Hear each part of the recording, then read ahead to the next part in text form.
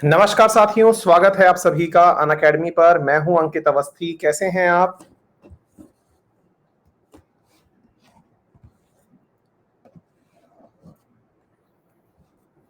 Very good evening. Hopefully आप सभी लोग बहुत अच्छे होंगे। Very good evening. Harihar, Kanak, Arghan, Queen Priya, Jaya, Vikas, Priyanshi, Swaditya, Sanish, Apeksha, Sudhanshu, Khushbu, Aishwarya. Very good evening. हाँ चिन्मय, आज सुबह थोड़ी तबीयत ठीक नहीं थी भाई। सभी लोग जो पूछ रहे हैं मेरी तबीयत के बारे में, मैं आपको बता दूं कि जी हाँ, सुबह तबीयत ठीक नहीं थी। और अभी राजस्थान में ज़बरदस्त गर्मी चल रही है और थोड़ा धूप में जाने की वजह से कल हीट स्ट्रोक हो गया।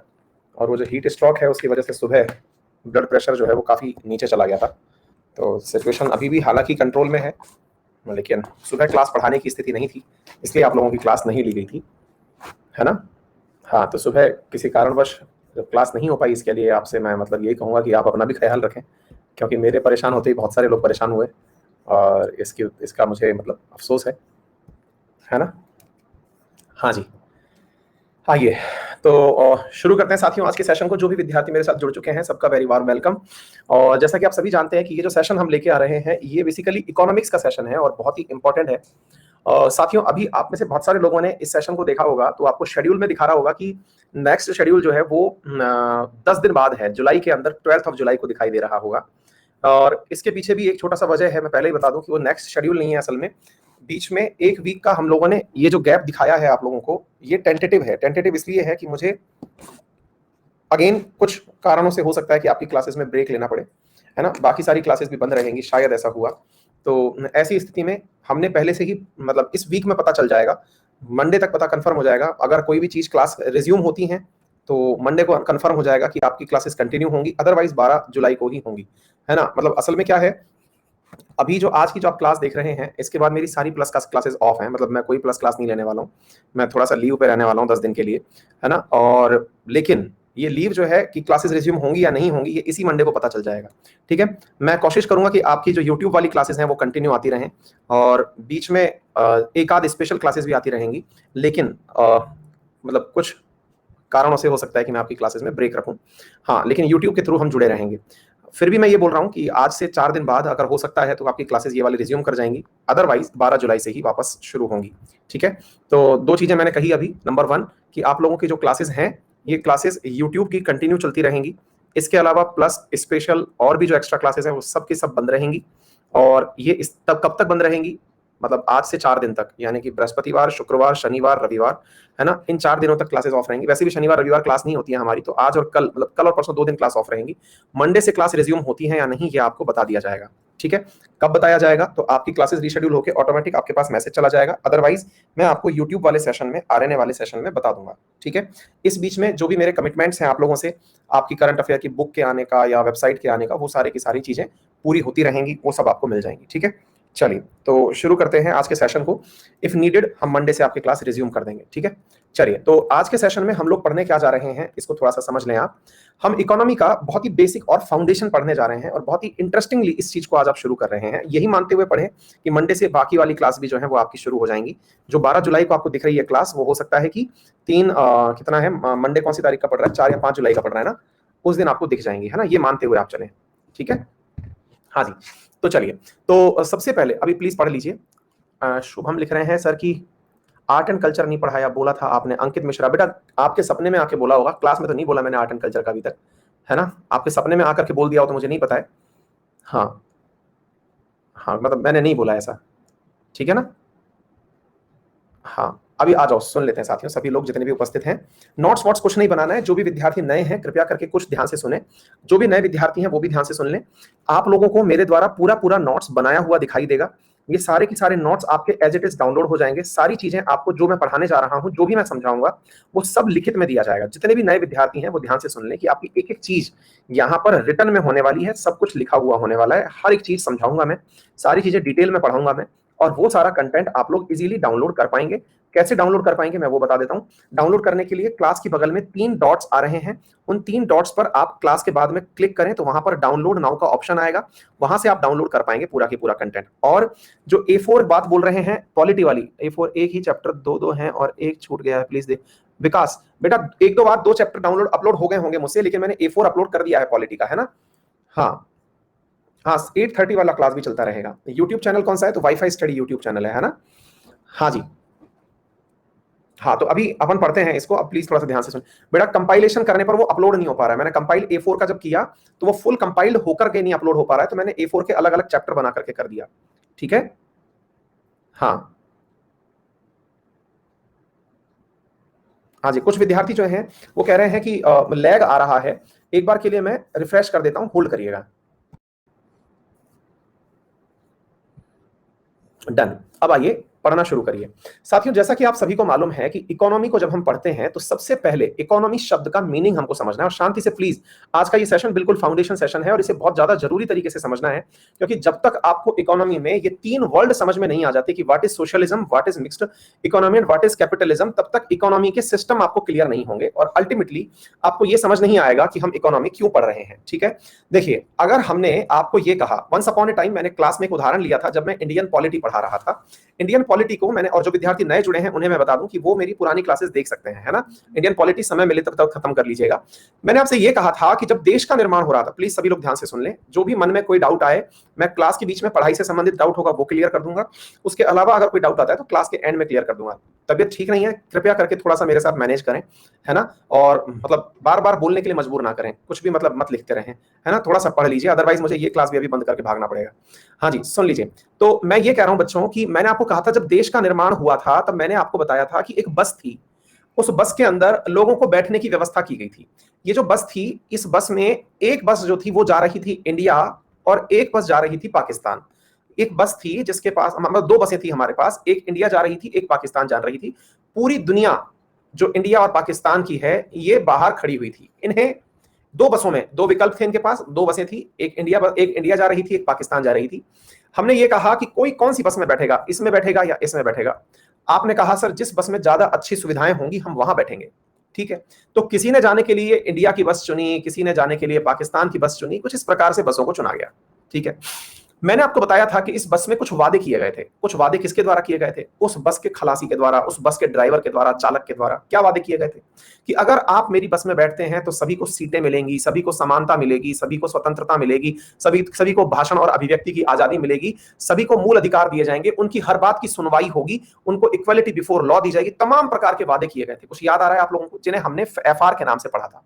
ऐसी पाकिस्तान वालों ने भी कुछ वादे किए, पाकिस्तान और पाकिस्तानियों ने वादे किए कि आपको धर्म के आधार पर पूरी आजादी मिलेगी, आपको धर्म चाहिए, धर्म के नाम पर जो भी चीज वैलिड होती है वो सब यहां पर चलेगा। हमारे धर्म, हमारी बस का नाम ही पाकिस्तान धर्म के आधार पर रखा जाएगा, ये पूरी तरह धर्म आधारित देश बनेगा। सबके अपने अपने प्रोमिसेस थे, लोगों ने अपने अपने प्रोमिसेस के आधार पर सब बातें चुन ली, ठीक है। लेकिन साथियों, एक सबसे बड़ी चीज जो आपने अक्सर, कई बार आप लोग प्यार मोहब्बत का इजहार करने के चक्कर में अपने घर वालों से, अपने प्रियजनों से लड़ जाते हैं कि भाई मुझे तो शादी करनी है। और फिल्मों में भी आपने इस बात को देखा होगा, लड़का किसी लड़की से शादी करने के लिए तुल गया है कि भाई हम शादी कर रहे हैं, लड़का जो है वो लड़की के घर चला गया कि हमें शादी करनी है। तो शादी करना तक तो समझ में आता है कि करनी है, लेकिन अगला ही सवाल जो लड़की का बाप पूछता है या आपके पेरेंट्स पूछते हैं कि भैया एक बात बताइए, शादी कर लोगे लेकिन खिलाओगे क्या, है ना। सबसे पहला सवाल यही पूछा जाता है। कर तो लोगे, ठीक है, समझ में आ गया, लेकिन खिलाओगे क्या भैया, है ना। तो बोले करोगे क्या, बोले स्वीटी से प्यार। कमाओगे क्या, बोले स्वीटी से प्यार। तो बोले स्वीटी से प्यार जो है ना वो उसके अलावा लाइफ में क्या है ये बताओ आप, मतलब सोर्स ऑफ इनकम क्या है। आपने सुविधाएं सारी दे दी, लेकिन जनाब ये लोग केवल बस में यात्रा करने भर तक के लिए नहीं आए हैं, इन्हें अपनी तरक्की भी करनी है। जीवन के एक पहलू भर में काम आएगा बस की सवारी। इसके बाद तो ऐसी बसें और भी हों, ऐसी बसों में बढ़िया सुविधा हो, बसों की कंपनियां अच्छी हों, और भी तरह तरह के प्रयास हो। ये थोड़ी कि हर व्यक्ति जीवन भर केवल बस में ही वैसे बैठे जा रहा है, उसे और भी तो कुछ करना होगा, वो फिल्म भी देखेगा, वो कमाने बाहर भी जाएगा, अब्रॉड भी जाएगा, तमाम चीजें होंगी ना। बोले हाँ। तो बोले अर्थ कहां है, मतलब आप बिना अर्थ के किस प्रकार से अपनी बस के अंदर फ्यूल भी कैसे डालोगे, है कहां आमदनी। बोले अच्छा। तो ये सबसे बड़ी चीज है कि देश निर्माण में अगर आपको लगता है कि लोगों को अधिकार दिए जाने चाहिए, अच्छी बात है, लेकिन अधिकार बिना धन के कोई मायने नहीं रखता। यानी कोई भी देश जब तक आर्थिक रूप से समृद्ध नहीं है तो उसकी बाकी समृद्धि का कोई भी अर्थ नहीं बचता। तो आर्थिक समृद्धि का द्वार कौन सी चीज खोलती है और उसको खोलते समय कौन कौन सी चीजें किसी देश के अर्थतंत्र को समझने में जरूरी होती हैं, उन्हें हम इकोनॉमी में पढ़ते हैं। तो अल्टीमेटली इकोनॉमी किस चीज के लिए डील करती है? तो आंसर बन के आता है, इकोनॉमी डील करती है कि किसी देश की आर्थिक व्यवस्था कैसी है, उस देश को चलाने में कितनी आमदनी जरूरी है, उस देश के सर्वाइवल के लिए कितनी सेविंग जरूरी है, देश में आमदनी अधिक खर्चा कहीं ज्यादा तो नहीं है, कहीं हमने इस प्रकार का जीवन यापन तो नहीं कर लिया जिसमें आमदनी अठन्नी खर्चा रुपया है। ऐसी स्थिति से निपटने के लिए अर्थव्यवस्था और उस अर्थव्यवस्था की प्लानिंग जरूरी होती है। अब हम एक और छोटा सा उदाहरण लेते हैं। जैसे कई बार आपने अपने परिवार में, और निश्चित ही ऐसी चीजें आपने जरूर अपने घर में देखी होंगी, आपने अपने पिताजी को सैलरी आते ही, देखिए अपने घरों में दो चीजें बहुत फिक्स हैं सबके घरों में, जो सैलरीड क्लास हैं या फिर जिनके सैलरी नहीं बिजनेस है, सबके घरों में लेकिन एक चीज फिक्स है, महीने की शुरुआती 10 दिन और महीने के आखिरी 10 दिन। ये तो भाई साहब मतलब हमेशा मेमोरेबल होते हैं। बीच के 10 दिन ही होते हैं जिसमें सही मायने में जिंदगी चल रही होती है। शुरुआती 10 दिन भयानक होते हैं, आखिरी 10 दिन भी भयानक होते हैं। पहले 10 दिन इंतजार के होते हैं, उम्मीदों के होते हैं। अगले 10 दिन, जो आखिरी 10 दिन हैं, वो सर्वाइवल के होते हैं कि ये कटेंगे कैसे। आपने कई बार देखा होगा। इधर देखिए, अब यहां पर कैसे होती है पूरी व्यवस्था मैं आपको बताता हूं, क्योंकि हम सब जो एसएससी की तैयारी करने वाले विद्यार्थी हैं वो बहुत ही साधारण परिवार से हैं। मतलब ऐसा नहीं है कि हम लोग बैठ करके मतलब इस समय बात कर रहे हैं कि एमआईटी में कैसे एडमिशन लिया जाए, तो उन बच्चों को तो शायद इस प्रकार की संभावनाओं से नहीं चैलेंज लेना पड़ता होगा। लेकिन जो एसएससी की तैयारी कर रहा है वो बच्चा मेरे जैसे ही घर से बिलोंग करता होगा, और वहां पर हर घर की एक जैसी समस्याएं होती हैं। हर घर ने कभी ना कभी आर्थिक मैनेजमेंट जरूर देखा होगा। मैनेजमेंट कैसा? आपने अपने पिताजी को एक बातचीत करते हुए देखा होगा। क्या? तनख्वाह जैसे ही आई, सबसे पहले पिताजी माताजी को साथ में बिठाएंगे कि आ जाओ भाई। फिर आपके बड़े भाई बहन को भी जो थोड़े समझदार हो गए हैं उनको बिठाया जाएगा कि आ जाओ बेटा। तो सब सब साथ बैठ गए। फिर बैठ करके पिताजी ने पूछा, हाँ भाई बताओ किसको क्या चाहिए? तो सबने अपनी अपनी तरफ से आंसर दे दिया कि साहब, मम्मी ने कहा कि साहब इतने तो दूध वाले को पैसे देने हैं। अच्छा। भैया से पूछा, हाँ भाई तू बता। बोले पापा इतनी अनअकैडमी का सब्सक्रिप्शन परचेज करने के लिए देने हैं, इतनी मेरी पॉकेट मनी देनी है। बोले अच्छा। और किसी से पूछा, हाँ भाई तुम बताओ। सबने अपने अपने खर्चे। बड़ी बहन से पूछ लिया, हाँ भाई तुम बताओ। बोले पापा इतने रुपए मुझे ड्रेस के लिए चाहिए, इतने पढ़ने के लिए चाहिए। छोटे वाले भाई से पूछा, हाँ भाई तू बता तेरे को क्या चाहिए? बोले पापा मेरे को तो कुछ नहीं, पार्टी देनी है दोस्तों को, वो देनी है। एक पागल प्राणी आ गया है क्लास में, उसका नाम शानू है ना, और वो अपना एक शब्द लिख करके समझ रहा है कि बहुत बुद्धिजीवी है। हम सोच रहे हैं कि उसकी बेइज्जती करें कि इज्जत दें, समझ नहीं आ रहा है ना। वो सोच रहा है कि उसको चैट बॉक्स का सही उपयोग समझ में आ गया है, और उसने हाल ही में कट कॉपी पेस्ट सीखा है। हाँ हाँ, तो वो हाल ही में नया चीज सीखा है, copy paste copy paste copy paste. और उसे लग रहा है कि बस उसी के जीवन में सबसे बड़ा द्वंद है, बाकी तो सब मूर्ख हैं इस क्लास में। गजब क्रिएचर उठाते हैं। हाँ जी, तो अब ध्यान से सुनिएगा। अब होता यह है कि इस पूरी की पूरी चीज में जब बैठ करके चर्चाएं हो रही होती हैं, तो पिताजी आपको सुनते ही पैसे नहीं बांट देते कि हाँ भाई तू बोल, ये ले ले ले। ये कोई फिल्म थोड़ी चल रही है। तो पिताजी एकदम बढ़िया से बार डांस के अंदर मतलब डांस कर रहे हैं, बार के अंदर पैसा लुटा रहे हैं, ले बेटा तू ले, तू ये पकड़, तू ये पकड़। नहीं, बहुत सिस्टमेटिकली वो चल रहे हैं। वो सिस्टमेटिकली चल रहे हैं। उन्हें कुछ पता है। क्या पता है? उन्हें पता है कि कुछ तो खर्चे ऐसे हैं जिनकी प्लानिंग पहले से ही थी, यानी कुछ तो खर्चे प्लान्ड हैं जो पापा और मम्मी ने बैठ करके निर्धारित किए थे। पापा और मम्मी ने ऑलरेडी बैठ करके निर्धारित किए थे। कुछ तो प्लान्ड खर्चे हैं, जैसे दूध का खर्चा हुआ, बच्चों को कपड़े दिलवाने का खर्चा हुआ, सब्जी का खर्चा हुआ, आटे का खर्चा हुआ, इलेक्ट्रिसिटी का बिल हुआ, सिलेंडर परचेज हुआ। ये फिक्स खर्चे हैं, ये तो होने ही हैं। मतलब इसमें तो पापा चाह करके भी कुछ कटौती नहीं कर सकते। हमारी इकोनॉमी भी ऐसे ही चलती है। हमारी इकोनॉमी में भी ऐसे ही चलती है सारी चीजें, क्योंकि हमारी इकोनॉमी में भी दो प्रकार के खर्चे होते हैं, प्लान और नॉन प्लान। इवन हमारा बजट ही कई बार ऐसे बनता था, प्लान्ड बजट और नॉन प्लान्ड बजट। आप पूछेंगे क्या सच में ऐसा होता है? जी बिल्कुल, एग्जैक्टली हमारी इकोनॉमी में ऐसे होता था। आप उठा करके देख लीजिए, मोदी गवर्नमेंट से पहले के जितने भी बजट हैं उसमें खर्चे ही इस प्रकार से लिखे आते थे, प्लान। तो प्लान में किस किस प्रकार के खर्चे, तो अभी हम देश में बाद में चलेंगे। पहले आप ये समझिए कि यहां पर सारी चीजें यहां पर लिखी जाती हैं। इतनी बात समझ में आ गई? अच्छा, अब आगे की बात सुनते हैं। आगे की बात समझ में आती है। एक मिनट रुकिए, एक मिनट के लिए रुकिए।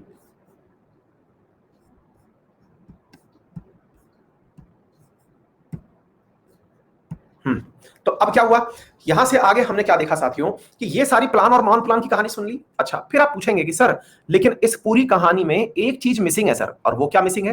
बोले सर आपने प्लान खर्चे तो बता दिए, लेकिन बहुत सारे नॉन प्लान खर्चे भी तो होते हैं। जैसे सर, जैसे अभी इन दिनों अचानक हेल्थ इमरजेंसी आ गई, कोई तैयारी नहीं था, अचानक इतना बड़ा खर्चा आ गया, उसका क्या करेंगे? हमने कहा भाई उसको डाल दो आप नॉन प्लान के अंदर। सर नॉन प्लान खर्चे पता थोड़ी होते कितने हो जाएंगे। मैंने कहा बिल्कुल सही सोच रहे हो आप, चूंकि नॉन प्लान खर्चे पता नहीं होते इसलिए फादर इन नॉन प्लान खर्चों के लिए सेविंग का सहारा लेते हैं। किसका सहारा लेते हैं? सेविंग का सहारा लेते हैं। और सेविंग जो है वो उनकी नॉन प्लानिंग एसेट होती है कि हाँ भाई कुछ पैसे बचाने पड़ेंगे। आप लोग जब अपने अपने खर्चे मांग रहे होते हैं तो पापा ऐसे नहीं करते कि आजा भाई हमारी 50,000 सैलरी आई है तो लो भाई पूरा खर्चा बांट बूंट के तैयार हो गए, पापा ने पहले दिन ही सबको पकड़ा दिया, ये तेरा चलो अब महीना काटेंगे। नहीं, वो पूरा पैसा डिस्ट्रीब्यूट करने के बावजूद भी 10 से 15,000 रुपए तो ऐसे रखेंगे जिसमें चाहे तुम कितना भी गिड़गिड़ा लो वो पैसा तुम्हें नहीं देंगे।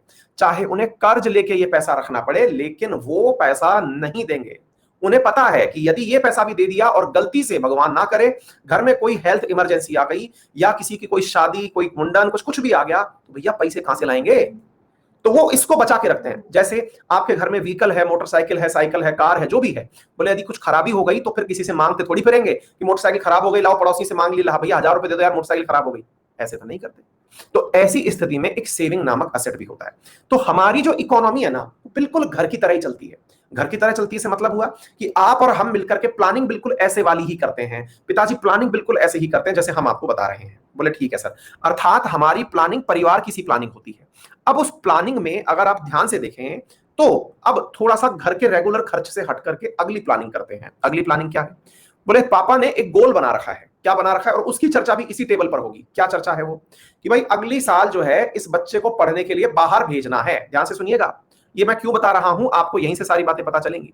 अगले साल यानी 1 साल के अंदर अंदर इस बच्चे को पढ़ने के लिए बाहर भेजना है। 3 साल के अंदर अंदर छुटकी को भाई साहब हो सकता है कि हमें कोई प्रोफेशनल डिग्री करानी पड़े 3 साल के भीतर भीतर। आप सबकी एज नापी जा रही है।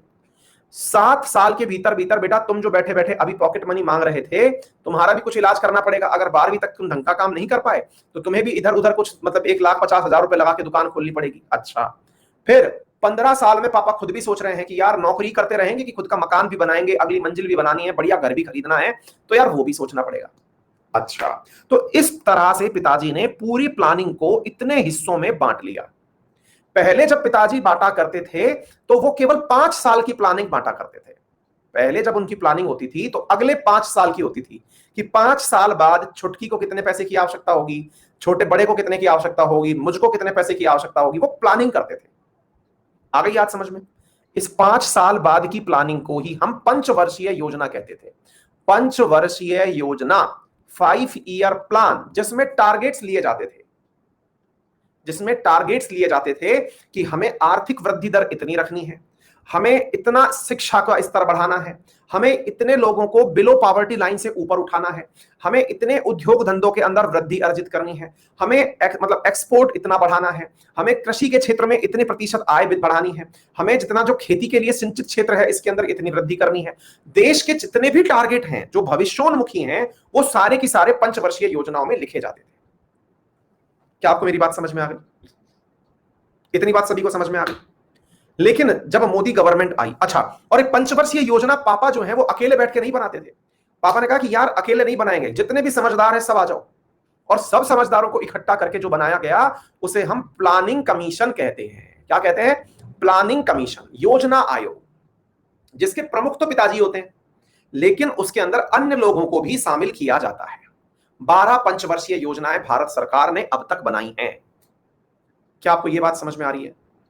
लेकिन साथियों जब ये सारी चीजें हुई तो मोदी गवर्नमेंट आई और उन्हें लगा कि यार 5 साल जो है ना वो प्लानिंग में बहुत दूर होता है। 5 साल बहुत दूर होता है प्लानिंग में। 5 साल बाद ये होगा, इसका मतलब ये हुआ कि लोग 5 साल बाद की तो कल्पना करके चलते हैं कि 5 साल में तो सब अच्छा हो जाएगा, 5 साल में तो ऑल इज वेल हो जाएगा। लेकिन ये बात सुनकर के थोड़ा सा अचरज इस बात का होता है 5 साल में सरकारें बदल जाएंगी। जब सरकारें बदल जाएंगी तो अकाउंटेबिलिटी कैसे लाओगे? अकाउंटेबिलिटी का मतलब हुआ कि आपने 5 साल का टारगेट लिया, अगर आप पूरा नहीं कर पाए, अगर पूरा नहीं कर पाए तो फिर जिम्मेदार किसको ठहराओगे? ये बात तो अटक जाएगा। तो ऐसी स्थिति में साथियों इस बात से निपटने के लिए प्लानिंग कमीशन के स्थान पर एक नया आयोग बनाया गया जिसे नीति आयोग कहते हैं। और उस नीति आयोग ने इस पंचवर्षीय योजना के प्लान को 4 भागों में बांट दिया। 1 साल के लिए टारगेट जो कि बजट के साथ दिया गया, 3 साल के लिए मिडिल टारगेट, 7 साल के लिए मध्यम टारगेट और 15 साल के लिए विजन डॉक्यूमेंट। अर्थात जो नीति आयोग है ये भी असल में प्लानिंग ही कर रहा है। ये प्लानिंग को थोड़ा समय के साथ पहले चेक कर रहा है कि यार नहीं, पहले देखना जरूरी है 3 साल में हमारी प्रोग्रेस क्या रही, पहले साल में बताओ प्रोग्रेस कितनी रही। बिल्कुल प्लानिंग कमीशन की तरह ही नीति आयोग है, लेकिन इसकी आवश्यकता क्यों पड़ी, मैंने इस सवाल को कराया। और वो क्या थी? तो साथियों, इसकी आवश्यकता ये थी क्योंकि प्लानिंग कमीशन 5 वर्ष का टारगेट बनाता था। क्या आपको बात समझ में आ गई? यानी एक प्रकार से आपको अपने रास्ते के बारे में, जैसे मैं आपको बताता हूं, ये बिल्कुल वैसे ही है जैसे अपन लोग कई बार पूछते हैं, आप में से कई विद्यार्थी पूछते हैं, सर पढ़ाई नहीं हो पाती, मतलब हम तैयारी करते हैं, एग्जाम में सफल नहीं हो पाते। अच्छा, तो कोई बात नहीं बेटा, अगर आप सफल नहीं हो पाते तो इलाज क्या है इसका? बोले सर हम हर साल एग्जाम देते हैं, फेल हो जाते हैं। हमने कहा एक काम करो, आप मंथली एग्जाम देना शुरू करो, टेस्ट सीरीज देना शुरू करो, वीकली टेस्ट सीरीज देना करो, डेली टेस्ट सीरीज, उससे अपनी प्रोग्रेस मॉनिटर करो कि आप सही दिशा में तो जा रहे हो कि नहीं जा रहे हो। आ गई बात समझ में? तो वो जो मॉनिटर करना है ना, दैट इज इसका सेग्रीगेशन, 3, 7, 15 इस प्रकार से। यहां तक किसी को कोई भी दिक्कत अब तक नहीं होनी चाहिए, ठीक है? तो नीति आयोग क्या है ये हमने बता दिया, प्लानिंग कमीशन क्या है ये हमने आपको बता दिया। चलिए ये बात भी समझ में आ गई।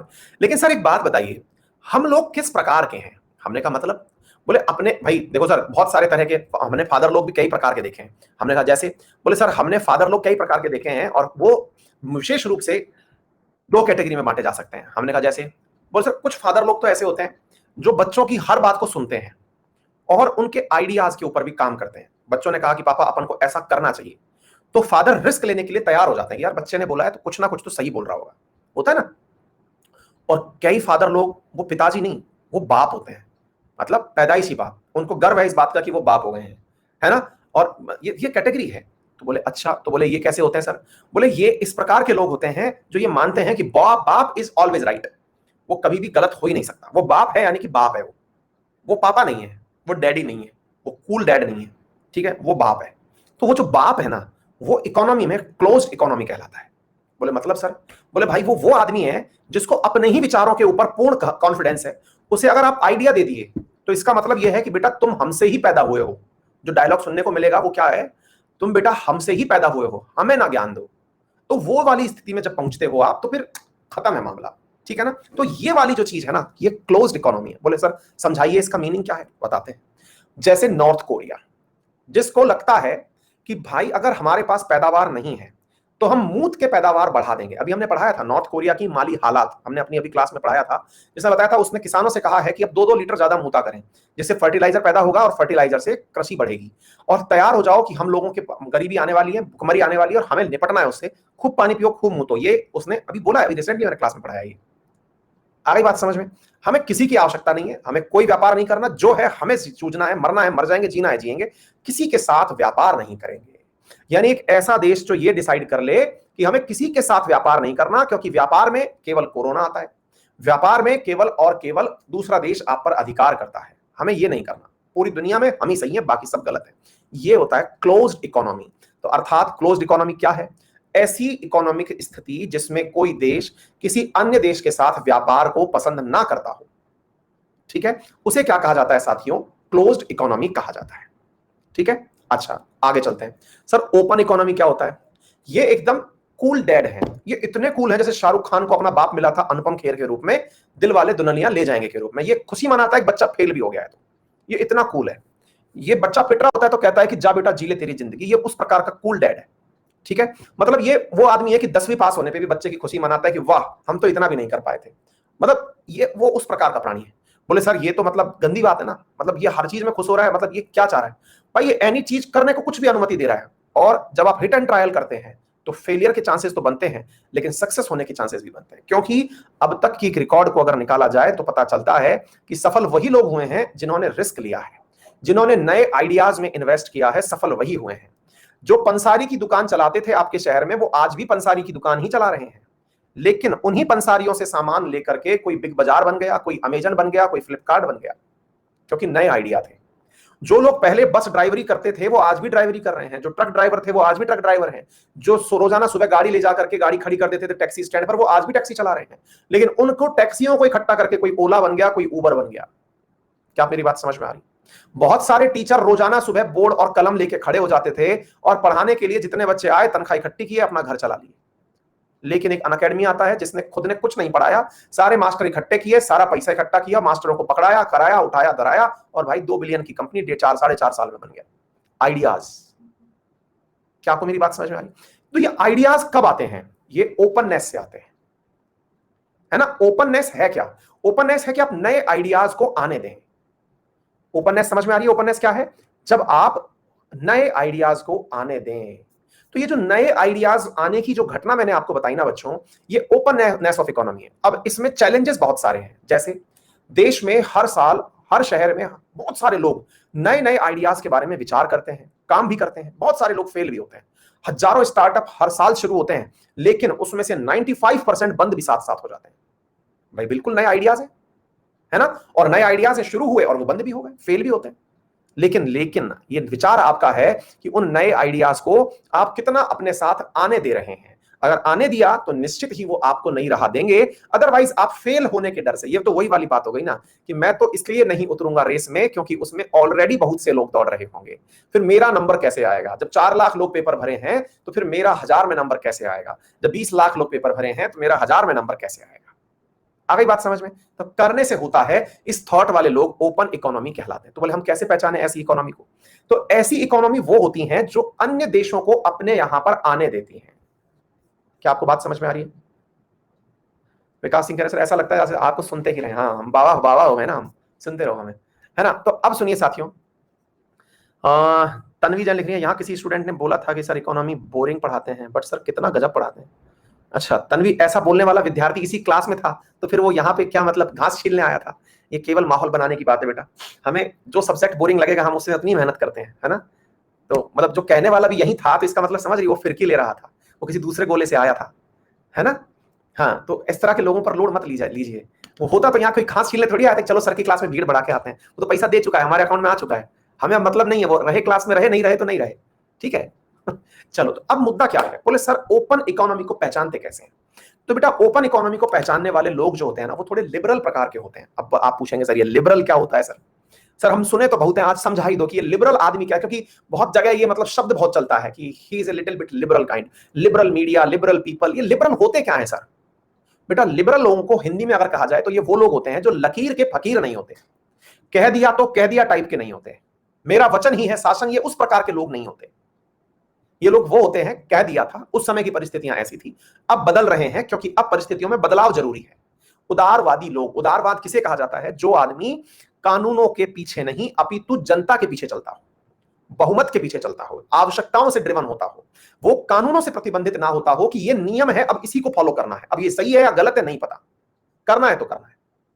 तो ऐसे देश जो होते हैं ये क्लोज्ड प्रकार के होते हैं जो नियम से चलने की बात करते हैं, और जो नई चीजों को अडॉप्ट करने के लिए तैयार हो जाते हैं वो लिबरल प्रकार के होते हैं। फिर वही वाली बात, सर लेकिन आप एक बात बताओ, बहुत बार इस प्रकार की चीजें सुनने में मिलती हैं कि वेस्टर्नाइजेशन, पश्चिमीकरण जब हुआ तो दुनिया के देश जो हैं वो अपनी संस्कृति भूल गए। बिल्कुल, उदारवाद हमेशा अच्छी चीज लेके आएगा जरूरी नहीं है। भोजन अच्छा होता है लेकिन ज्यादा करने से आदमी पेटू हो जाता है। हर चीज की अपनी नियति है। पानी पीना अच्छा होता है लेकिन ज्यादा पी लोगे तो डायरिया हो जाता है। हर चीज की अपनी लिमिट है। तो उदारवाद कितना अपनाया जाए ये आपकी समझ पर, तभी तो सरकारों की आवश्यकता है, अदरवाइज सब कुछ खोल दिया जाएगा।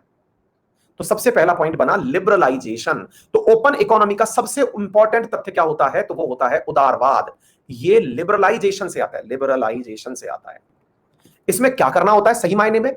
ऐसे कार्यक्रमों में अपने पुराने नियमों की बलि चढ़ानी होती है, इंस्पेक्टर राज खत्म करना होता है, आपको कानूनी प्रथाओं और पचड़ों में पड़ने से रोकना होता है, एज ऑफ डूइंग बिजनेस में अपनी रैंकिंग सुधारनी पड़ती है, सिंगल विंडो क्लियरेंसेस लाने पड़ते हैं। अगर कोई भी आपके पास आकर के विदेशी कंपनी अनुमति मांगे कि व्यापार करना चाहते हैं तो उसका तुरंत काम हो जाए, इतना उदार आपको होना चाहिए। इसको कहते हैं लिबरलाइजेशन। दूसरा चलते हैं साथियों, दूसरा होता है ग्लोबलाइजेशन। ऐसे लोग वसुधैव कुटुंबकम में विश्वास करते हैं। मतलब क्या हुआ? ये वैश्वीकरण की अवधारणा को मानते हैं। ये मानते हैं कि पूरी दुनिया एक देश है, कोई देश बॉर्डर से अलग हो ही नहीं सकता, सब लोग एक हैं। बोले सर ऐसा क्या वाकई में होता है? बिल्कुल होता है। आज आप खुद देख लीजिए, अगर हम में से बहुत सारे लोग, हमारे परिवार में से, रिश्तेदारों में से, जानने वालों में से, शहर वालों में से, गांव वालों में से कोई विदेश काम करने गया है तो वो वहां काम कर कैसे पा रहा है? वो इसीलिए तो कर पा रहा है क्योंकि वहां के लोगों ने उसे केवल एक इंसान माना है, उसे विदेशी नहीं माना है। वो इसलिए कर पा रहा है क्योंकि वहां के लोगों को लगता है कि इसको कार्य करने की अपॉर्चुनिटी दी जाए। क्या आपको मेरी बात समझ में आई? That is globalisation. तो बोले सर इसमें क्या किया जाता है? इसमें भी उदारवाद के कारण आपको अपनी कंपनियों को विदेश में जाने की अनुमति देनी होती है और विदेशी कंपनियों को अपने देश में आने की अनुमति देनी होती है। That is globalisation. तीसरी चीज जो है इसमें वो है प्राइवेटाइजेशन। अब ये क्या होता है साथियों? ये गजब चीज है, निजीकरण, जिसको अगर मैं समझाने निकला तो विवाद होना तय होता है। ये वो चीज है, ये बिल्कुल वैसे है। अभी हम बताते हैं।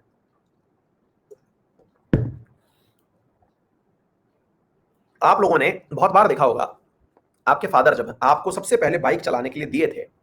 अब देखिए यहां पर बाप वर्सेस, मतलब वही वाली बात चल रही है सब, बाप वर्सेस कूल डैडी। इन दोनों में अंतर क्या है मैं आपको बताता हूं। जो बाप लोग होते हैं वो अपने बच्चों को गाड़ी चलाने के लिए अगर देंगे, बाइक चलाने के लिए देंगे, तो इतना डरा देंगे, इतना डरा देंगे कि उसे लगेगा कि भाई साहब पिताजी ये आप ही पकड़ लो, मैं दोस्त की गाड़ी से चलाना सीख लूंगा, आपकी गाड़ी जिस दिन सीख जाऊंगा उस दिन लूंगा। इतना डरा देंगे कि नहीं तुम नहीं चला पाओगे, और मारेगा मारेगा मारेगा। अच्छा, तो ये तो हो गए कौन? ये तो वो लोग हो गए जो बिल्कुल बाप प्रकार के हैं, क्लोज्ड इकोनॉमी वाले। आपको देते ही और देख देख देख तू भिड़ाएगा। अच्छा, और अगर तू सीख गया तो पता नहीं अपने दोस्तों को बिठा बिठा के घुमाएगा। पता नहीं बाप लोगों को बड़ी दिक्कत होती, तुम तीन तीन बैठ के घूमोगे। अरे भाई लड़का है, अभी जवान हुआ है, मतलब देख रहा है कि क्या होता है, सैंडविच क्या होता है, सब देख रहा है वो। नहीं साहब, तुम तीन दिन बैठ के घूमोगे, तुम कॉलेज में हलहुटिंग करते फिरोगे, पेट्रोल जाने कहां फूकेगा, बिगड़ जाएगा, आवारा हो जाएगा। जो जो गलत सोच सकते हैं, जो उनकी दिमाग की गंद है, वो सारी की सारी क्लोज्ड इकोनॉमी में आ जाएगी। तो फिर क्या किया जाए? तो ऐसे बाप लोग क्या करते हैं? अब हो सकता है हमसे कई बच्चे, मतलब हो सकता है कई पेरेंट्स हमारी क्लास सुन रहे हो, हमसे आपत्ति कर जाए कि सर पता नहीं बच्चों को भड़का दिया आज। लेकिन भाई ये दोनों प्रकार के क्रिएचर होते हैं, मैं भड़का क्या दिया? आप अच्छा बनिए, है ना, कूल डैडी बनिए। तो फिर बोले क्या? तो भाई ऐसी स्थिति में क्या हुआ?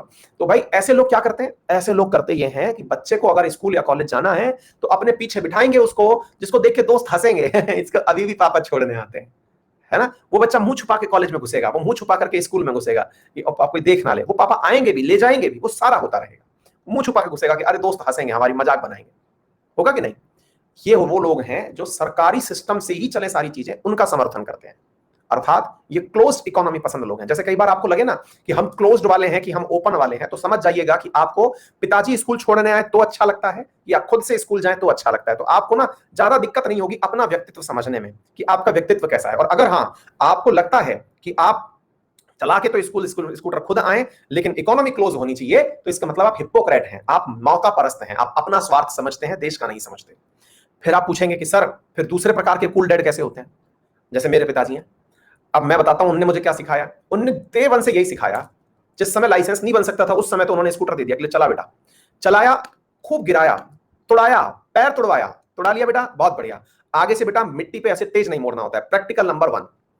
हाँ पापा ये बहुत अच्छा सीख गए। अब साला मोड़ आए तो हम गाड़ी मोड़ते ही नहीं है तेज गति से, हमें पता है कि स्लिप मारेगा। प्रयोग करके सीखे हम। असफलताएं हुई, गाड़ी टूटी। आप पूछेंगे सर आपके पिताजी बहुत पैसे वाले होंगे? कतई नहीं साहब, ऐसा नहीं। मैं कह रहा हूं आप जैसे लोगों के बीच बैठा हूं, आप जैसा ही हूं। उनका मानना यह था कि बेटा इंश्योरेंस करा रखा है, पैसा जितना इसमें लगेगा 1050 रुपया हमने अपनी फंडिंग में रख रखा था कि तुम तोड़ोगे तो तुम्हारे लिए यूज कर लेंगे, क्या दिक्कत है। और फिर वो इस विचारधारा के लोग हैं, उनको मालूम है कि ठीक है भेड़ लिया तो इंश्योरेंस किस लिए कराया? ये गाड़ी घोड़े इंसान थोड़ी है, तुम इंसान हो, तुम्हारे लिए बने हैं। ऐसे कूल डैड बहुत होते हैं। हाँ हालांकि इसमें गलती ये है कि जब उम्र हो जाए तब गाड़ी चलाने के लिए देना चाहिए, इतने भी कूल नहीं होने चाहिए लेकिन हाँ उन्होंने इंडिपेंडेंस दी। अब वो इंडिपेंडेंस ही थी जिसकी वजह से मैंने दुनिया में बहुत सारी चीजें देखी। कई बार मैं गाड़ी लेकर लंबे रास्ते पे भी निकला। फिर आप पूछेंगे तो सर ऐसे तो बच्चे बिगड़ जाते हैं। मैंने कहा बिगड़ जाते तो अंकित अवस्थी करोड़पति ना होते, है ना। तो मुद्दा समझिए कि अगर हम उस समय उनकी इन हरकतों से बिगड़ गए होते तो आज इतना पैसा थोड़ा होता हमारे पास। तो मुद्दा क्या है कि आप अगर ये सोचते हैं कि आपको बांध के रखा जाएगा तो ही आप सुधरे चलेंगे, तो आंसर गलत है। तो निजीकरण क्या कहता है? निजीकरण जो है वो है कि सरकार कंट्रोल स्थापित करे। मेरे पिताजी मुझे भले और बुरे का ज्ञान दें कि बेटा तुमको अपने इन दोस्तों के बीच नहीं रहना चाहिए, क्योंकि अल्टीमेटली आप कुछ गलत सीख जाएंगे। आप अच्छे और बुरे का समझ दे दिए बच्चे को तो बच्चा स्वतः ही अपना कैरियर बना लेगा। एग्जैक्टली निजीकरण भी ऐसा ही हो जैसे अमेरिका में है। अमेरिका में प्राइवेटाइजेशन खूब है, लेकिन गूगल, फेसबुक, व्हाट्सएप, ये जितनी भी कंपनियां हैं, इनकी गर्दन सरकार पूरे टाइम पकड़ के रहती है कि तुमने अगर कुछ भी गलत करने का प्रयास किया तो कानून इतना सशक्त है, तुम बढ़िया से कमाओ जितना कमाना है, लेकिन कानून इतना सशक्त है कि तुम्हें जिस दिन चाहेंगे ब्लॉक करके पटक देंगे, जिस दिन चाहेंगे अरबों रुपए का तुम्हारे ऊपर पेनल्टी लगा देंगे। यह है निजीकरण।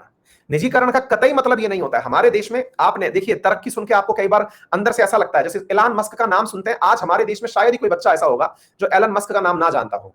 चाहे बिटकॉइन को लेकर के उसकी खेलने की कला हो या स्पेस एक्स के साथ, मतलब जो भी है, टेस्ला, ये सब सुनते हैं आप सब लोग। वो व्यक्ति काम कैसे किया? उसने दबा के काम किया, सरकार ने कोई रेस्ट्रिक्शन उसके ऊपर नहीं लगाया, प्राइवेटाइजेशन किया। आज ले लो, आज इंडिया में आपको ये कहने को मिल जाए कोई कि इसरो का प्राइवेटाइजेशन करना चाहती है सरकार, भाई साहब हर चौराहे पे आप भी हो सकता है कहीं मसाल लेके खड़े हो जाएं कि सरकार पागल हो गई। क्योंकि निजीकरण में असली मुद्दा यह है कि आपको कंट्रोल स्थापित रखना है चीजों पर। आज आपको देख करके कितना अच्छा लगता है जब ट्विटर, फेसबुक और इस प्रकार की सोशल मीडिया को सरकार के मात्र एक आदेश ने झकझोर के रख दिया। लगता है ना अच्छा, क्या ये प्राइवेट कंपनियां नहीं थी? क्या इनकी वजह से प्राइवेटाइजेशन नहीं हुआ था? क्या हुआ था? सरकार ने एक आदेश निकाला कि अगर नहीं मानोगे तो केस हो जाएगा। हुआ ना काम। सरकार ने डिजिटल मीडिया, सोशल मीडिया, सबके ऊपर, हालांकि वो अलग परिप्रेक्ष्य में हम बात करेंगे, लेकिन मुद्दा यह है कि निजीकरण को कंट्रोल किया जा सकता है। और सरकार ऐसी जो कार्य करे वही मिक्स्ड इकोनॉमी की सहायक सरकार होती है। तो मिक्स्ड इकोनॉमी कैसी इकोनॉमी होती है? तो अभी हम उसी टाइप पर चलने वाले हैं, क्योंकि यहां से हम आपको इंडिया वाली इकोनॉमी के प्रकार पर ले जाने वाले। जब ये समझ गए आप, तो आप मिक्स्ड इकोनॉमी भी अच्छे से समझ जाएंगे। तो प्राइवेटाइजेशन क्या जरूरी है? बिल्कुल जरूरी है। और ये मैं नहीं कहता, ये 1991 में इंडिया के द्वारा अपनाया गया प्रक्रम है, जिसमें लिबरलाइजेशन, प्राइवेटाइजेशन और ग्लोबलाइजेशन तीनों चीजें अपनाई गई। यही कारण है कि उस दिन के बाद इंडिया अपने क्लोज ब्रैकेट में से बाहर निकल के ओपन ब्रैकेट में आया और इंडिया ने दुनिया के बीच में खड़े होकर कदम से कदम मिलाना शुरू किया। 1991 से पहले क्लोज इकोनॉमी के कारण हमारे हालात ऐसे हो गए थे कि हमें अपने लिए महीने भर का भी पैसा हमारे पास नहीं बचा था। हमारा सोना गिरवी रखा हुआ गया था, महीने भर के लिए भी हम तनख्वाहें दे पाए ऐसी हालत हमारी नहीं बची थी। हालत बहुत खराब हो गई थी। लेकिन उस समय साथियों हमें यह कार्यक्रम करना पड़ा और हमने अपने देश में कंपनियों को मौका देना पड़ा। क्या आपको मेरी बात समझ में आई? डन हो गया?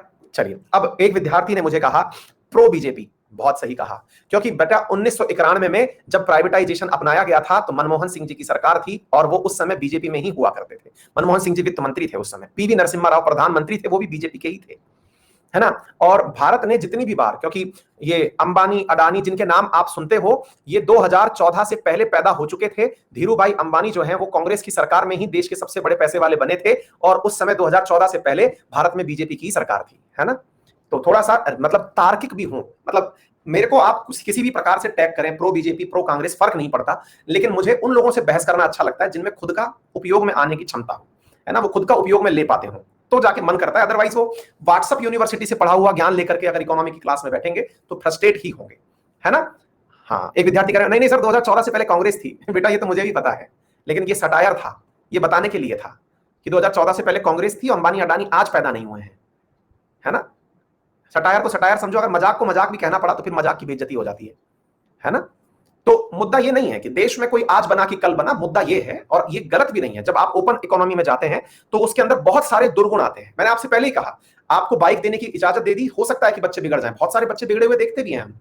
मैंने कहा ना, आपको 1000 स्टार्टअप खोलने हैं तो उसमें से हो सकता है कि 990 फेल मार जाएं, लेकिन 10 इतने बड़े बन जाएं कि वर्ल्ड उनके पीछे दौड़ने लगे, हो सकता है। ये तो आपको प्लस माइनस करना पड़ेगा कि आप कौन सी तरफ जाते हैं। एनीवे, तो अब हम चलते हैं इसी के साथ आगे की तरफ। हमने वो हालात देखे थे जब हम क्लोज चिल्लाया करते थे, हमने वो हालात देखे थे जिसके अंदर हमने अपने लिए 1 महीने का, अरे क्या याद रखोगे आप, देश ने वो स्थितियां देखी हैं क्लोज इकोनॉमी में। अभी प्लानिंग सिखाएंगे तब पता चलेगा, अभी प्लानिंग पढ़ाएंगे पूरी की पूरी आपको देख करके दुख होगा, इतना दुख होगा कि आपको लगेगा कि इससे अच्छा था कि हम पहले ही समझदार हो गए होते। साथियों, इंडिया ने पूरे की जो इंपीरियल हमारे साथ में काल था, जिस समय हमारे ऊपर लोग राज किया करते थे, उसका इतना गंदा अनुभव था हमारे साथ कि हमने विदेशी कंपनियों को, क्योंकि ईस्ट इंडिया कंपनी ने हमें गुलाम बना के रखा था, तो हमने नियम ये बना रखा था कि किसी विदेशी को नहीं आने देंगे। साथियों, हमारे हालात इतने गंदे हो गए थे कि हमें अनाज भी वो खाना पड़ा जो अमेरिका सुअरों को देता है। उसे PL 480 के नाम से जाना जाता है, जो हमें इंडिया में जवाहरलाल नेहरू जी वहां जाकर के गिड़गिड़ाते हुए गए कि भैया हमें अनाज दे दो, हम मर जाएंगे, भूखे मर जाएंगे। जो आज नॉर्थ कोरिया अपने लिए अनाज नहीं मंगा रहा है, उस समय हम मंगाने गए थे अमेरिका और उसने सुअरों को दिया जाने वाला अनाज हमें भेजा, PL 480, और उसी दिन इंडिया ने कसम खाई कि अब हम भी हरित क्रांति लेके आएंगे, क्योंकि बहुत हुआ अत्याचार। समझ गए? तो आप बिना इकोनॉमी, एक वो इतिहास है जिसको समझना बहुत जरूरी है, आपको समझ में आएगा कि आप कौन सी तरफ के लोग हैं। ठीक है, ये सब बातें बीजेपी कांग्रेस तो सब रहेंगी, आप किस प्रकार के हैं ये ज्यादा सोचें। ठीक है, मेरे एक वोट से, मेरे वोट देने से, वोट ना देने से क्या पता फर्क पड़े या ना पड़े, लेकिन अगर आपको सही मायने में समझ में आ गई चीजें तो बहुत सारा फर्क पड़ेगा। ठीक है, और देश का निर्माण ना तो 5 साल में कभी हुआ है। यदि ये सरकार कहती है कि मैंने सरकार देश बना दिया तो गलत है, और कोई सी भी सरकार कहती है कि उसने देश बना दिया, सब गलत है। आप और हमसे मिलकर ये देश बनाए, हमने चीजों का समर्थन किया है, हमने उनका विरोध किया है, तब जाके चीजें हुई हैं। एनीवे तो अब हम चलते हैं साथियों इकोनॉमी के प्रकार के ऊपर। तो इकोनॉमी किस प्रकार की है आइए जरा हम बताते हैं साथियों। इकोनॉमी दो प्रकार से समझाई जाती है और मेरा अक्सर एक बहुत ही प्यारा सा एग्जांपल है समझाने का, उसे आप जरूर अपने जीवन में अपनाएं। और मैं अक्सर इस एग्जांपल को बहुत अच्छे से समझाने का प्रयास करता हूं क्योंकि हर घर में इस प्रकार का एग्जांपल होता है। समझ गए? किचन वाला कुछ याद है? एक किचन का एग्जांपल मैं अक्सर समझाता हूं। मैं ऐसे समझाता हूं कि हम सब लोग बैठ करके टीवी के सामने आराम से बैठे हुए मैच देख रहे थे, कोई फिल्म देख रहे थे। एग्जैक्टली इसे ही आप इकोनॉमी समझने में काम आ जाएगी। हाँ, किचन केस स्टडी है, ये अपने द्वारा डेराइव्ड है और सब लोग इसे अच्छे से समझ जाएंगे क्योंकि मैंने ये पॉलिटी में भी एक बार डिस्कस किया। तो किचन केस स्टडी ये है कि हम सब लोग बैठ करके ड्राइंग रूम में बढ़िया से टीवी देख रहे थे। टीवी देखते देखते अचानक हमें भूख लगती है। हमें भूख लगती है और हमें पता है कि हमारी किचन में सारा सामान रखा है। क्या रखा है? आटा रखा है, दाल रखी है, सारे मसाले रखे हैं, सब प्रकार की सब्जियां हैं, गैस सिलेंडर के अंदर गैस है, चूल्हा जलने की स्थिति में सारी सुविधाओं से युक्त किचन बैठी हुई है। लेकिन अल्टीमेटली भूख हमें लगी है, खाना तैयार नहीं है, कच्चा माल पूरा की पूरा हमारे पास रखा है। दो केस यहां पर बने। केस वन ये था कि यहां से एक मेंबर उठा, वो उठकर के किचन में गया और किचन में जाकर के उसने किचन में से अपनी आवश्यकता के अनुरूप भोजन बनाया। भोजन लेकर के वो आया, टीवी के सामने वापस बैठा और खाना खाने लगा। केस वन, व्यक्ति अपनी समृद्धि और अपनी स्वतंत्रता के साथ गया, अपने विवेक के अनुसार, अपनी स्वाद के अनुसार उसने भोजन बनाया, बना करके भोजन खा लिया। ये हो सकता है कि अपने घर में ऐसा कभी हो जाए कि मम्मी कहें कि जाओ बेटा हम खुद ही खाना बना के खा रहे हैं, तुम्हें नहीं बना के खिलाएंगे आज। या फिर जैसे हम जैसे शादीशुदा लोगों के लिए वाइफ कहें कि बेटा जाओ खुद बना के खाओ, हम नहीं खिलाएंगे, अपना खाना खुद बनाओ। ठीक है? अच्छा, तो ऐसी स्थिति में साथियों क्या हुआ, ये परिस्थिति जिसमें खुद व्यक्ति अपने स्वाद के अनुसार बढ़िया भोजन बना के खा रहा है, इस आदमी का तो पेट भर गया, लेकिन हम जैसे जो शारीरिक रूप से थोड़े से मतलब क्या कहा जाए कि मतलब क्या ही बोले हैं, नाकाबिल लोग जो हैं, क्योंकि ये खुद से उठ करके पानी भी नहीं पी सकते, पानी भी मतलब लेके बैठते हैं, तो ऐसे लोगों को बड़ा आलस आएगा कि यार हमारा क्या होगा। अच्छा, छोटे बच्चे जिनका किचन के ऊपर पूरा तरह से हाथ भी नहीं जाता, वो खाना कैसे बना के खाएंगे? एक बूढ़ी दादी जिसको भोजन करना है, वो उठ भी नहीं सकती है, चल के बाहर भी नहीं जा सकती, उसका क्या होगा? तो ऐसी स्थिति में एक व्यक्ति ने तो भरपेट भोजन कर लिया, लेकिन बच्चे, बूढ़े और वो लोग जो कि किसी और क्षेत्र में अच्छे हो सकते हैं, है ना, जो और क्षेत्र में अच्छे हो सकते हैं, जैसे मैं पढ़ाने में अच्छा हो सकता हूं, मेरे फादर स्पोर्ट्स में अच्छे हो सकते हैं, कोई भी चीज, वो और क्षेत्रों में जो अच्छे हो सकते हैं, जो अपने क्षेत्रों का सदुपयोग करके अपने समय का उपयोग कर सकते हैं। अगर मान लीजिए कि दिन भर में से मैं 2 घंटे अपने लिए भोजन में रख लूं, तो इससे ज्यादा अच्छा होगा कि मैं भोजन बनाने के लिए किसी को रख लूं और खुद मैं अपने जिस काम में अच्छा हूं उसे करूं और उसमें एक्सेल करूं। आई बात समझ में? अच्छा, तो ऐसी स्थिति में अगर सब लोग ही किचन में जाके काम करने लगे तो ये थोड़ी सी बेकार स्थिति हो जाएगी। दूसरी स्थिति लेकिन इससे भी भयानक है। दूसरी स्थिति क्या है? अब एक केस पर हम विचार करते हैं, केस नंबर 2, और वो केस क्या है? केस ये है साथियों, अच्छा मैं एक बात और बता दूं आपको कि ये जो पहली केस हमने बताई ना आपको यहां से यहां तक जाने वाली, जिसमें वो खुद बनाए खाना खुद खा के आ गए, इसे आप पूंजीवादी अर्थव्यवस्था कहते हैं। पूंजीवादी, जिसके पास सामर्थ्य है वो जाकर के खाना बनाए और खा के चला आए, कैपिटलिस्ट इकोनॉमी कहा जाता है।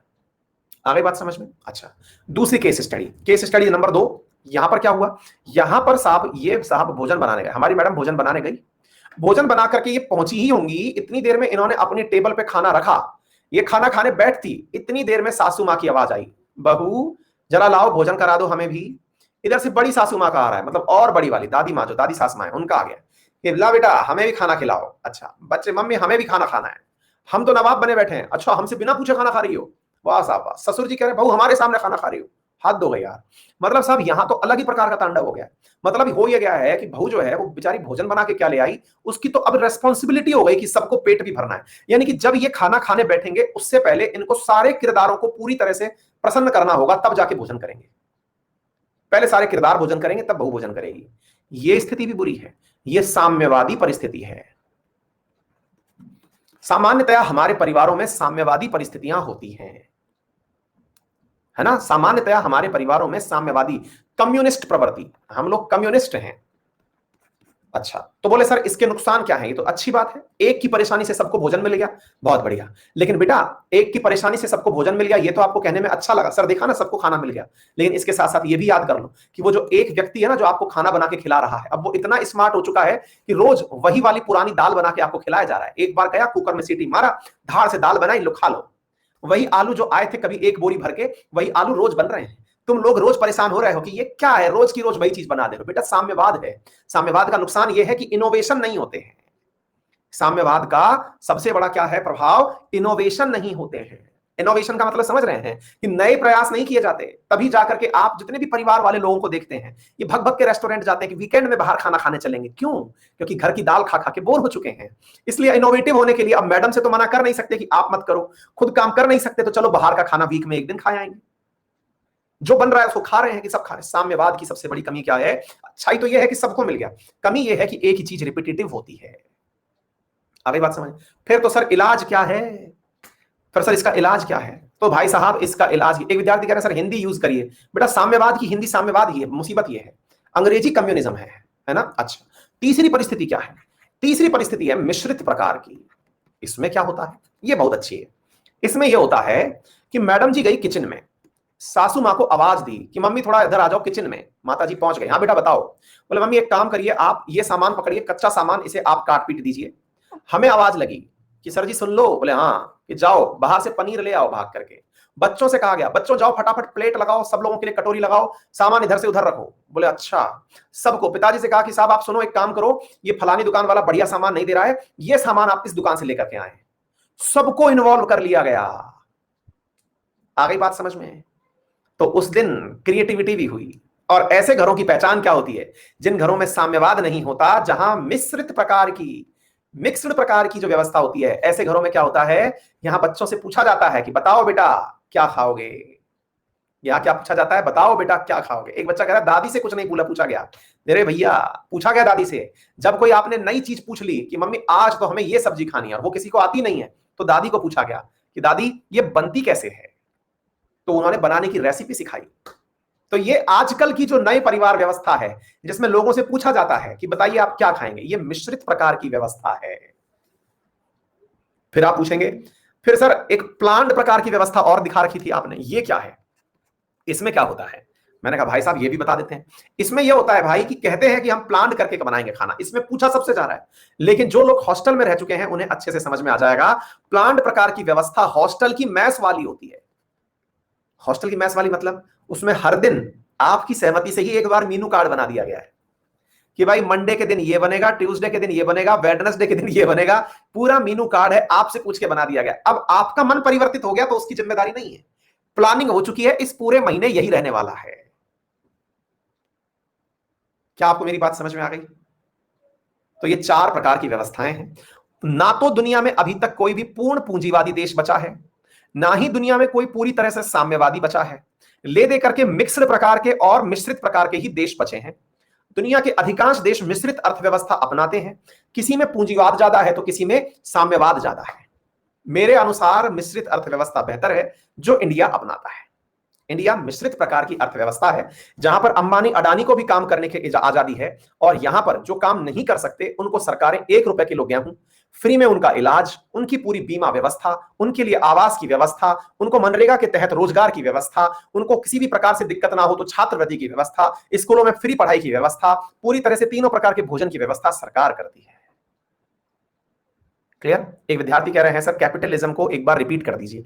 बेटा बिट्टू कृपया करके इस क्लास को 5-10 मिनट पीछे से पढ़ लीजिएगा। ये वीडियो आप रिकॉर्डेड भी देख सकते हैं, एक बार रिपीट नहीं, आप 10 बार रिपीट करके देख सकते हैं। तो that's all for today, thank you so much.